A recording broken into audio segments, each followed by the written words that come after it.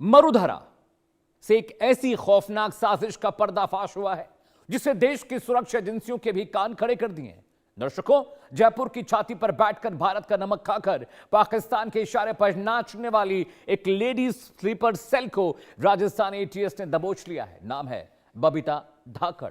जी हां, लेकिन मजहबी सनक और सरहद पार के आकाओं के प्रेम जाल में अंधी होकर इस औरत ने ऑनलाइन कलमा पढ़ा और खुद को खदीजा बना लिया। ये सिर्फ एक गिरफ्तारी नहीं है दर्शकों, बल्कि पाकिस्तान के जिन्होंने चेहरे का बेनकाब होना है, जो भारतीय महिलाओं का ब्रेन वॉश करने के लिए जमातुल मुमिनात जैसी खतरनाक विंग चला रहा है। अकेलेपन और पारिवारिक कला का फायदा उठाकर सोशल मीडिया के जरिए इस महिला के दिमाग में ऐसा बारूद भरा गया कि यह देश के लिए, जी हां देश के लिए खिलाफ एक ऐसी बड़ी तबाही को अंजाम देने की फिराक में थी। जिस फेसबुक अकाउंट को यह चला रही थी उसका नाम था दुनिया धोखेबाज, लेकिन असल में देश के साथ सबसे बड़ी धोखेबाजी और गद्दारी यह महिला खुद कर रही थी। तस्वीर देखिए, यही वो महिला है दर्शकों। इसके फोन से मिले पाकिस्तानी और अफगानिस्तानी नंबरों की चैटिंग रिकॉर्ड्स और हथियारों की तस्वीरें गवाही दे रही हैं कि इसके इरादे कितने खतरनाक थे। जैश ए मोहम्मद के आतंकी अबू उबैदा से ऑनलाइन निकाह पढ़कर नेपाल और सऊदी के रास्ते पाकिस्तान भागने की तैयारी में यह महिला थी, जिसकी तस्वीर आप देख रहे हैं। जी हां, एटीएस की चील जैसी नजरों ने इस मंसूबे को खाक में मिला दिया। आज हम इस देशद्रोही नेटवर्क के एक एक पन्ने, एक एक पुलिंदे को खोलेंगे और आपको बताएंगे कि कैसे सोशल मीडिया के बंद कमरों में भारत के खिलाफ जिहाद की फैक्ट्री चलाई जा रही है। लेकिन हमारी एजेंसीज सतर्क थी, चौकन्ना थी और उसके बाद ये महिला पकड़ी गई। जयपुर से रजाउल्लाह मेरे सहयोगी हैं, उनकी एक रिपोर्ट है, आपको देखनी चाहिए। राजस्थान की राजधानी जयपुर से जैश ए मोहम्मदी के लिए काम कर रही आतंकी बबीता को गिरफ्तार किया है। आतंकी बबीता ने 3 साल पहले पाकिस्तानी मौलाना से कलमा पढ़ा था। उसके बाद धर्म परिवर्तन करते हुए अपना नाम खतीजा रख लिया था। बड़ी बात यह कि जब संयुक्त जांच एजेंसियों ने उससे पूछताछ की तो उसने काफी संवेदनशील जानकारियां हैं वो उच्च अधिकारियों के साथ साझा की। विशेष सूत्रों के मुताबिक महिला पाकिस्तान जाना चाहती थी, उससे पहले ही उसका जो नेटवर्क है उसका पर्दाफाश हो गया। मामले को लेकर एक युवक फरार बताया जा रहा है। बहरहाल आने वाले दिनों में पूरे मामले को लेकर क्या कुछ खुलासा खुफिया एजेंसियां करती है, देखने वाली बात होगी। सहयोगी कैमरा पर्सन तनुज के साथ मोहम्मद रजाउल्लाह, इंडिया न्यूज, जयपुर। तो आपने सुना रजाउल्लाह जो मेरे सहयोगी, उन्होंने रिपोर्ट जो भेजी उसमें क्या कुछ कहा गया। जरा अब एटीएस के जो एसपी हैं राजस्थान के मनीष त्रिपाठी, उनको सुनिए इन्वेस्टिगेशन को लेकर वो क्या कुछ कह रहे हैं। देखिए, यूएपीए एक्ट के तहत हमने बबीता नामक महिला को अरेस्ट किया है और इस समय ये लगभग 7 दिन की हमारी अग्रिम रिमांड पर है। और राष्ट्र विरोधी गतिविधियों में ऐसे संगठन जो कि प्रतिबंधित हैं उनके संपर्क में होना और ऐसे कुछ बातें जो राष्ट्र की संप्रभुता को खतरे में डालते हैं, उनको मद्देनज़र इस लेडी के एक्ट को हमने आइडेंटिफाई किया और कई दिनों की जो इसके ऊपर नज़र थी उसके बाद पूछताछ की गई है। इनके डिजिटल डेटा को इन्होंने काफ़ी हद तक इरेज किया है, उसको भी रिट्रीव करेंगे, उससे और स्टैब्लिश होगा ये चीज़। कितनी से संपर्क में है वो उनकी अभी पुष्टि करनी बाकी है, लेकिन हाँ इसमें जैश ए मोहम्मद का नाम आया है। चलिए, तो आपने ये देख लिया कि एटीएस के एसपी क्या कह रहे हैं। इसके अलावा रजाउल्लाह जो मेरे सहयोगी थे, उनकी रिपोर्ट भी आपने सुनी। डिजिटल जाल कैसे हिंदुस्तान को बर्बाद करने की कोशिश कर रहा है, या आतंकवादी संगठन जो पाकिस्तान में बैठे हैं यहां पर किस तरह से अपना जाल बिछा रहा है। इंडिया न्यूज के कुछ सवाल है दर्शकों और उसके बाद मैं आपको पूरा मामला बताऊंगा। जी हां, सवाल नंबर 1, क्या डिजिटल ब्रेन वॉशिंग आतंकवाद का नया और सबसे खतरनाक हथियार बन चुकी है?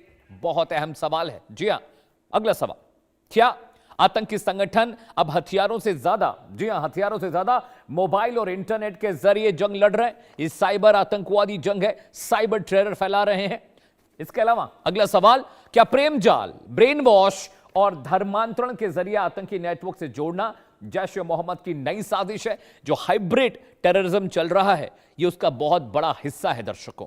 सवाल अगला, क्या महिलाओं के दम पर हिंदुस्तान में स्लीपर सेल का जाल बिछाना चाहते हैं आतंकी? उनका ब्रेन वॉश करते हैं, उनसे कलमा पढ़वाते हैं, उनका धर्म परिवर्तित कराते हैं और प्यार के जाल में, इश्क में फंसाकर आतंकवादी गतिविधि कराते हैं। सवाल नंबर अगला, आतंकवादी की जो महिला विंग है भारत में कहां कहां पैठ बनाई है इन्होंने और कितनी महिलाएं इनकी रडार पर हैं, ये सब कुछ आज डिस्कस करेंगे। एक बड़ा पैनल मेरे साथ जुड़ेगा, उनके जरिए सब कुछ समझेंगे। लेकिन डिजिटल लव जिहाद दर्शकों क्या है जरा वो समझा देता हूं। जी हां, किस तरह से यह फैल रहा है? खुलासा नंबर 1, राजस्थान एटीएस ने जयपुर से संदिग्ध महिला आतंकी को गिरफ्तार किया, जिसकी तस्वीर आप देख रहे हैं मेरे ठीक पीछे स्क्रीन पर दर्शकों। यही वो जिहादी महिला है। अगला खुलासा क्या किया एटीएस ने, किस तरह से पूरी इन्वेस्टिगेशन हुई? पति से अलग रह रही महिलाओं से पाक आतंकवादी संपर्क साधते हैं, उनसे बातचीत करते हैं, ऑनलाइन उनसे मुलाकात और उनसे वीडियो चैट्स के जरिए उनका ब्रेन वॉश करते हैं।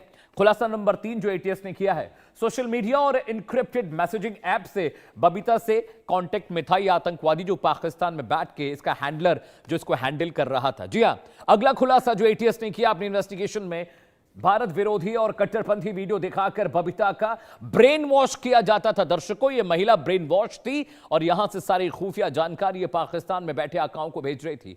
खुलासा नंबर 5 आपकी स्क्रीन पर, पाकिस्तानी मौलाना ने इसका धर्मांतरण कराया, ऑनलाइन कलमा पढ़वाया और बबीता धाकड़ से ये खदीजा बन गई। जरा सोचिए कैसे इस महिला का ब्रेन वॉश कर आतंकवादी गतिविधि अंजाम देने की फिराक में थे आका पाकिस्तान में बैठे। अगला खुलासा क्या है दर्शकों, अबू उबैदा नाम के आतंकी से बबीता और खदीजा ने ऑनलाइन निकाह भी कर लिया। जरा सोचिए कितना घृणित कार्य है, सुनकर पढ़कर भी आपको घृणा हो जाएगी इस पूरे मामले में। खुलासा नंबर 7, नेपाल के रास्ते बबीता को पाकिस्तान बुलाने के लिए उबैदा ने पूरी साजिश रची, उसका फर्जी पासपोर्ट बनवाने की कोशिश कर रहा था और वहां उसको सऊदी से पाकिस्तान बुलाने की प्लानिंग थी। अगला खुलासा क्या है, बबीता को पाकिस्तान बुलाने के लिए अबू उबैदा ने क्रिप्टो करेंसी अकाउंट खुलवाया था जहां पर वो पैसे की लेन देन कर सके।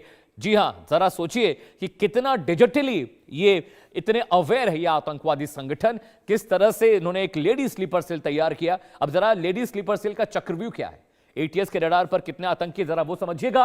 3 से 4 महीने से बबीता की एक्टिविटी को एटीएस ट्रैक कर रही थी। जी हां, ये अचानक नहीं हुआ, काफी दिनों से एटीएस इसकी गतिविधि को ट्रैक कर रही थी। खुलासा नंबर 2 आपकी स्क्रीन पर आने जा रहा है, व्हाट्सएप समेत कई सोशल प्लेटफॉर्म के जरिए आतंकी संगठनों से बबीता जुड़ी हुई थी और लगातार इसे ट्रैक कर रही थी एटीएस। जी हां, खुलासा नंबर 3 जो लेडी स्लीपर सेल के चक्रव्यूह को किस तरह से तोड़ा है एटीएस ने, एंटी टेरर स्क्वाड ने। दुनिया धोखेबाज नाम से बबीता और खदीजा ने एक फेसबुक अकाउंट बनाया था, उस पर यह पोस्ट किया करती थी और इसी अकाउंट को लगातार एटीएस ट्रैक कर रहा था दर्शकों, जिसके बाद इसकी वेयरअबाउट्स के बारे में पता चला। खुलासा नंबर 4 क्या है, फेसबुक प्रोफाइल में लगाई गई हथियारों की तस्वीरें, जैश ए मोहम्मद का झंडा लगाया बबीता ने और वहीं से इस पर शक गहराया और उसके बाद एटीएस ने इसे ट्रैक किया, धर दबोचा।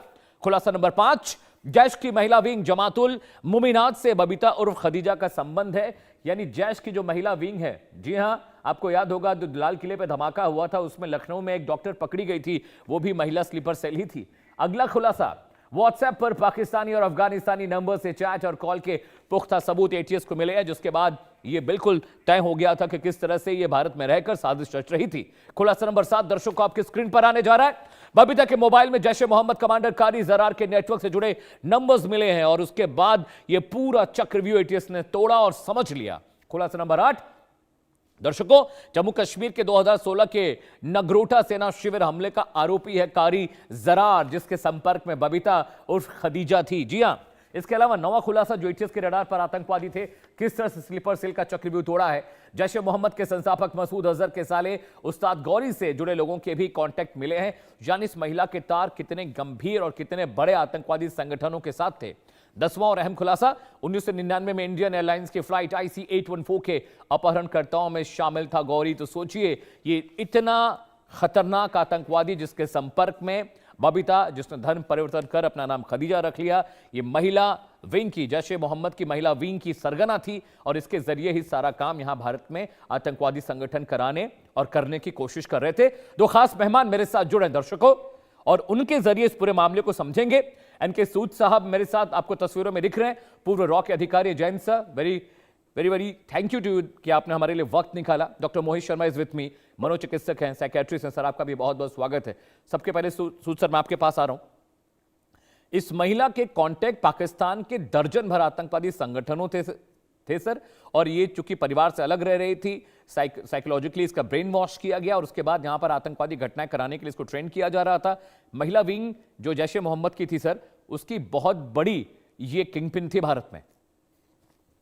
जी देखिए, एक्चुअली क्या है कि इस लड़की को बुलाया जा रहा है पाकिस्तान के अंदर और इसको वहां पे स्पेशल ट्रेनिंग देने की बात थी और उसके बाद इसको इंडिया के अंदर इंचार्ज बनाने की कोशिश की गई थी। यहाँ पे जितने भी टेररिस्ट एक्टिविटी और लेडीज के द्वारा उसको ये अंजाम दे इंडिया के अंदर, और यहाँ पे बहुत बड़ी साजिश चल रही थी पाकिस्तान की। आपको याद होगा कि जब कुछ साल पहले जब हमने ऑपरेशन सिंदूर किया था, तो उसके बाद पाकिस्तान ने अपना जो लेडीज का विंग है उसको खड़ा करने की कोशिश की थी, जो यहाँ पे टेररिस्ट एक्टिविटी करेंगे, और उसी के ऊपर इसको काम किया जा रहा था। स्पेशली पाकिस्तान के लोग सोशल मीडिया पे ऐसे लोगों को टारगेट करते हैं, और जो अकेले लोग होते हैं, जो लोनली लोग होते हैं, उनको स्पेशली कोशिश करते हैं अपने जाल में फंसाने की, और बाद में उनको पाकिस्तान बुला करके ट्रेनिंग देने की बात कर रहे हैं। वैसे कोशिश पहले थी कि इसको यहीं रखा जाएगा, लेकिन फिर उन्होंने सोचा कि इसको हम बहुत अच्छे तरीके से डेवलप करेंगे, ट्रेनिंग देंगे, ताकि ये इंडिया के अंदर जो इनके लेडीज विंग है उसके अंदर काम करके हमारे यहाँ पे टेररिस्ट एक्टिविटी करे, क्योंकि पाकिस्तान ये नहीं चाहता कि उनके लोगों को यहाँ भेजा जाए इंडिया के अंदर। उसकी वजह से इंडिया पाकिस्तान पे कुछ एक्शन ले सकता है, और इसलिए पाकिस्तान इंडिया के अंदर ही अपने सेल इकट्ठे करने की कोशिश कर रहा है, ताकि पाकिस्तान अपनी साजिश कर सके और इंडिया को नुकसान पहुंचा सके।